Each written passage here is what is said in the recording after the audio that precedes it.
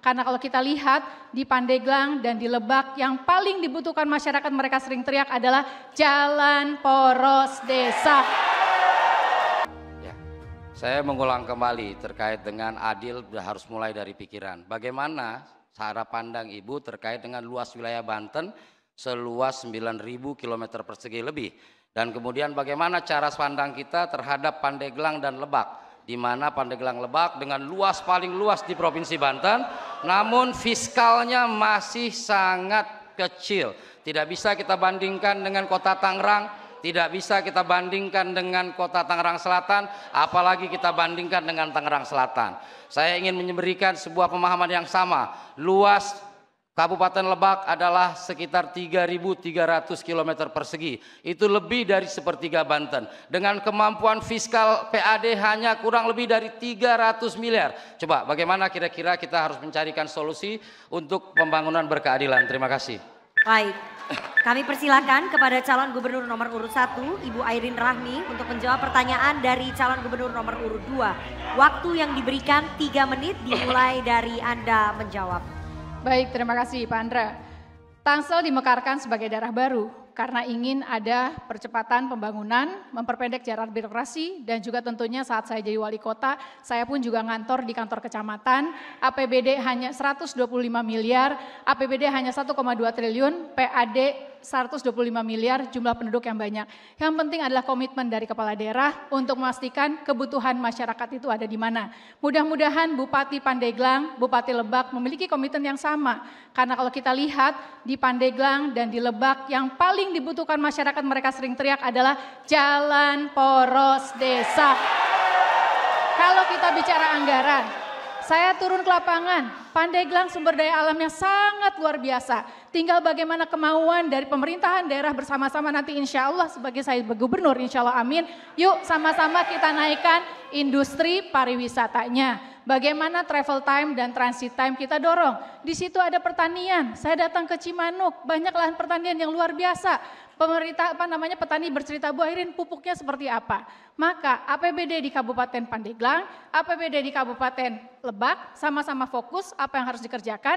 Tugas saya sebagai gubernur adalah bagaimana memperbaiki infrastruktur jalan poros desa, maka otomatis nanti ada percepatan ekonomi. Izinkan Pak Andra, data yang kita dapat dari pemerintah Provinsi Banten, ruas panjang jalan Kota Tangsel, walaupun luas wilayahnya hanya 150 meter persegi, jumlah ruasnya rasionya 4 poin lebih panjang dibandingkan dengan Kabupaten Lebak dan Pandeglang. Tinggal kemauan dari kepala daerahnya mau mencari inovasi. Tangsel 10 tahun saat menjabat menjadi wali kota, alhamdulillah saya bersyukur APBD-nya naik jadi 4 triliun. PAD-nya naik jadi 2 triliun. Tentu kita harus mendorong, banyak sekali potensinya. Didorong oleh kita pemerintah provinsi, kita dorong oleh pemerintah pusat. Tentunya yang penting yang saya sampaikan ada kolaborasi, ada kerjasama, kebersamaan. Tugas pemerintah Provinsi Banten adalah koordinator, mengkoordinatorkan apa yang dibutuhkan oleh Kabupaten Lebak, apa yang dibutuhkan Kabupaten Pandeglang dengan beberapa hal tentu potensi-potensi yang ada di wilayah Kabupaten Lebak dan Pandeglang. Saya bersyukur alhamdulillah saat saya ikut kontestasi ini ternyata jalan tol Panimbang sudah dibuat. Ini akan menjadi potensi bagaimana mendorong industri pariwisata, hilirisasi masalah pertanian, perkebunan, ekonomi hijau, ekonomi biru. Tentu itu akan menjadi potensi yang luar biasa. Yang sekali lagi tentunya kebersamaan, kerjasama dan komitmen antara kepala daerah dengan masyarakat, dengan pemangku kepentingan yang lainnya, investasi tentu harus kita jalankan dengan mengikuti aturan ketentuan yang berlaku. Baik, terima kasih. Waktu sudah habis. Dan kami persilakan kembali kepada calon gubernur nomor urut 2, Bapak Andra Soni untuk merespon jawaban dari calon gubernur nomor urut 1, Ibu Airin Rahmi. Waktu yang diberikan 1 menit 30 detik dimulai dari Anda berbicara. Ya, bagi saya dengan luas wilayah 3.000 km persegi lebih, sebuah keharusan terjadinya pemekaran wilayah agar fungsi pemerintah dalam rangka melayani itu bisa langsung dirasakan oleh masyarakatnya. Sehingga saya sangat mendukung bagaimana upaya nanti pemerintah pusat melalui DPR untuk membahas rancangan undang-undang terkait dengan daerah otonomi baru Cilangkahan.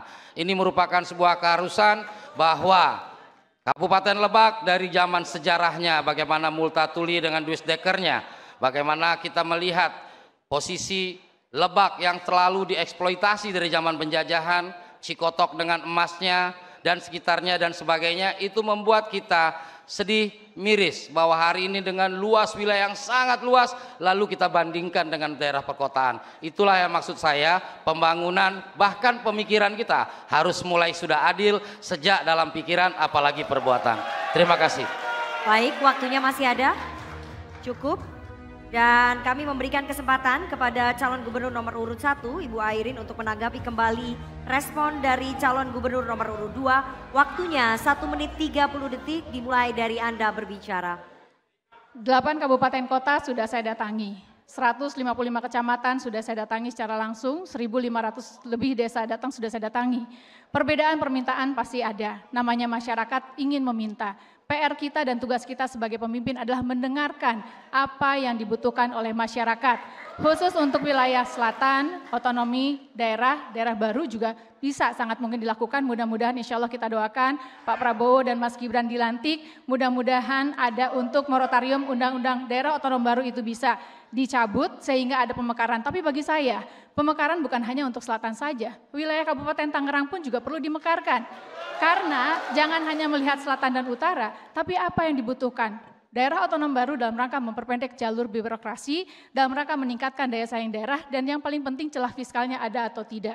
Komitmen bersama kita harus melihat celah fiskal penting untuk membangun, jangan sampai daerah otonom baru menjadi beban, tapi dalam rangka kesejahteraan masyarakat. Jadi oleh karena itu, jangan lupa untuk memilih Airin Ade. Alhamdulillah saya punya pengalaman memimpin di wilayah Tangerang Selatan sebagai daerah otonom baru, dan saya bersyukur, terima kasih banyak kepada masyarakat di Tangerang Selatan yang sudah memotivasi, karena hasil hari di Tangerang Selatan bukan karena seorang Airin Rahmidiani, tapi juga kolaborasi kerjasama sayangnya masyarakat terhadap kotanya.